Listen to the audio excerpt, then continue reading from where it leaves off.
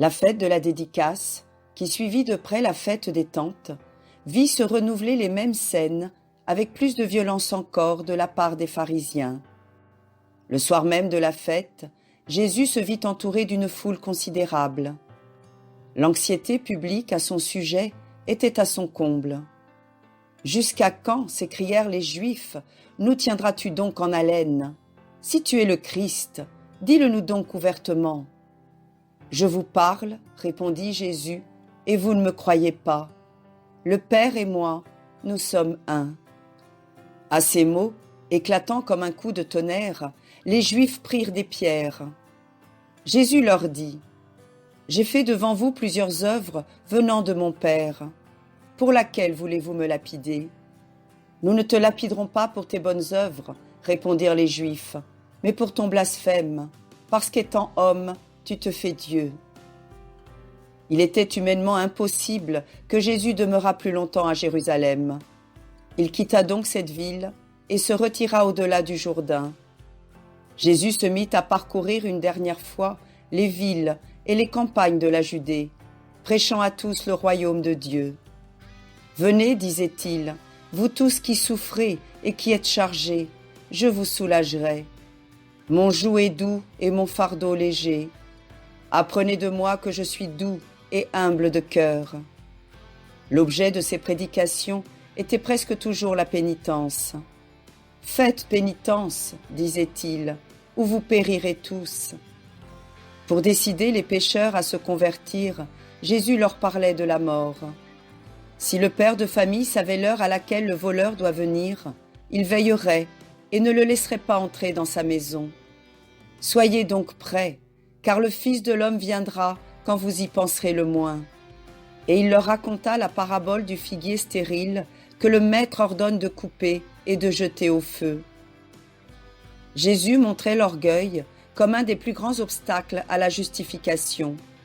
Deux hommes, disait-il, montèrent au temple pour prier, l'un pharisien, l'autre publicain. Le pharisien se tenait au haut du temple, disant à Dieu : « Je te rends grâce de ce que je ne suis pas comme les autres hommes, qui sont voleurs, injustes, adultères, ni même comme ce publicain. Je jeûne 2 fois la semaine, et je donne la dîme de ce que je possède. » Le publicain, lui, était resté au bas du temple. Il n'osait pas lever les yeux, mais il disait, en se frappant la poitrine : « Seigneur, aie pitié de moi, je suis un pécheur. » Jésus ajouta : « Celui-ci, je vous le déclare, s'en alla justifié dans sa maison, et non pas l'autre, car quiconque s'élève sera abaissé, et celui qui s'abaisse sera élevé. » Souvent aussi, Jésus s'indignait contre l'avarice et l'abus des richesses. « Il est plus difficile, disait-il, à un riche d'entrer dans le royaume des cieux qu'à un chameau d'entrer par un trou d'aiguille. » Et pour donner plus de portée à ses paroles, il leur citait l'exemple du mauvais riche. Il y avait un homme riche, vêtu de pourpre et de lin, qui tous les jours se donnait de splendides festins. Un pauvre, nommé Lazare, était couché à sa porte, tout couvert d'ulcères. Il eût bien voulu se rassasier des miettes qui tombaient de la table du riche, mais personne ne lui en donnait. Ce pauvre mourut et fut porté par les anges dans le sein d'Abraham. Le riche mourut à son tour et fut enseveli dans l'enfer.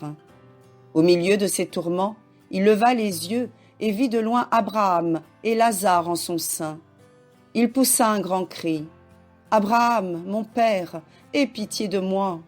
Envoie Lazare, qu'il trempe l'extrémité de son doigt dans l'eau pour me rafraîchir la langue, car je souffre horriblement dans ces flammes. » « Souviens-toi, répondit Abraham, que pendant ta vie, tu as possédé des biens, tandis que Lazare n'a trouvé que des maux.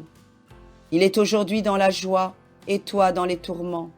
Un abîme nous sépare à jamais. » Si Jésus se montrait sévère pour les pécheurs endurcis, il était plein de miséricorde pour les pécheurs repentants. Se souvenant qu'il s'était dit le bon pasteur, « Quel est celui, disait-il, qui ayant 100 brebis, s'il vient à en perdre une seule, ne laisse pas les 90 autres dans le désert pour courir à la recherche de celle qui était égarée. Lorsqu'il la retrouve, il la met sur ses épaules et la rapporte en laissant éclater sa joie. Il exaltait aussi le bonheur de la femme qui, après bien des recherches, retrouve la drachme qu'elle a perdue.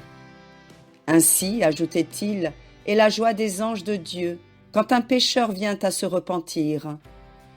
À ce sujet, il leur raconta une admirable parabole que le cœur de Dieu seul pouvait imaginer. Un homme avait 2 fils. Le plus jeune dit à son père, « Donne-moi la portion de ton bien qui doit me revenir. » Le père y consentit, et le jeune homme, quelques jours après, partit pour un pays lointain où il vécut dans la débauche et dissipa toute sa fortune. Une famine affreuse désola la contrée, et le jeune insensé tomba dans la détresse. Se voyant dépourvu de ressources, il entra au service d'un habitant du pays qui l'envoya dans ses champs pour garder les cochons. Telle était sa misère qu'il désirait assouvir sa faim avec les glands dont on les nourrissait, mais personne ne lui en donnait. Honteux de ses désordres, il rentra en lui-même. « Oh, se disait-il, combien de mercenaires ont du pain en abondance dans la maison de mon père, et moi je meurs ici de faim. Eh bien, je me lèverai, j'irai trouver mon père, et je lui dirai, « Père, j'ai péché contre le ciel et contre toi. Je ne suis plus digne d'être appelé ton fils. Traite-moi comme un de tes serviteurs. » Il reprit le chemin de la maison paternelle.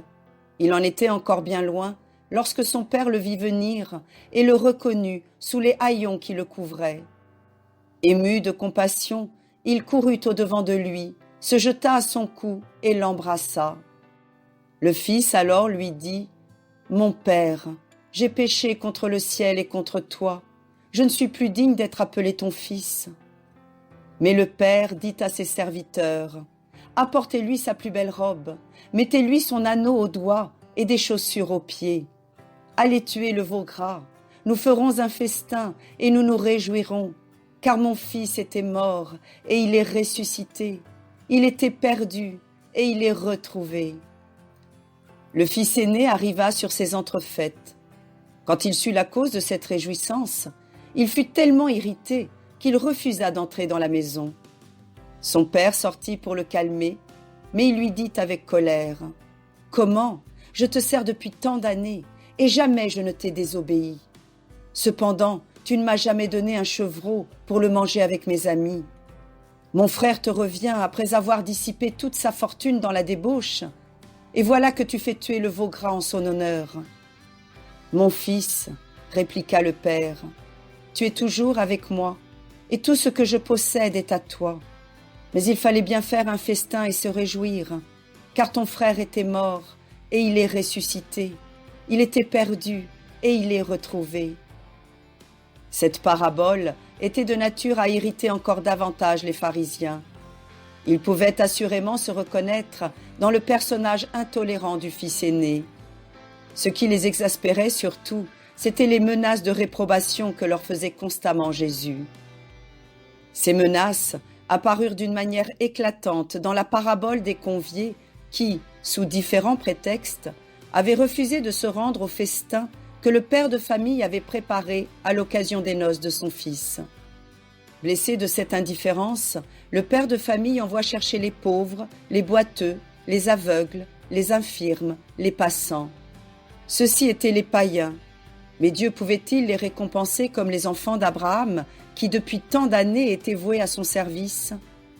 Jésus répondit ainsi à cette objection.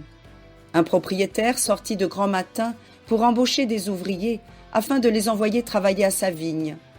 Il convint de leur donner à chacun un denier. À la 3e heure, il en envoya d'autres, et de même à la 6e et à la 9e. Enfin, vers la 11e heure, il vit encore des ouvriers debout sur la place, et il leur dit, « Pourquoi passez-vous tout le jour à ne rien faire? Allez vous aussi travailler à ma vigne. » Le soir venu, l'intendant paya les ouvriers en commençant par les derniers. Ceux de la 11e heure reçurent, comme les autres, chacun un denier. Les premiers s'emportèrent alors en murmures. « Comment, disaient-ils, ceux-ci n'ont travaillé qu'1 heure, et ils reçoivent le même salaire que nous, qui avons supporté le poids du jour et de la chaleur? » « Mes amis, répondit le maître, je ne vous fais pas d'injustice. N'êtes-vous pas convenus avec moi d'un denier? Prenez ce qui vous appartient et retirez-vous. Je veux donner à ces derniers autant qu'à vous. Ne suis-je pas libre, ou votre œil est-il mauvais parce que je suis bon? » Ainsi, concluait Jésus, les derniers seront premiers et les premiers seront derniers.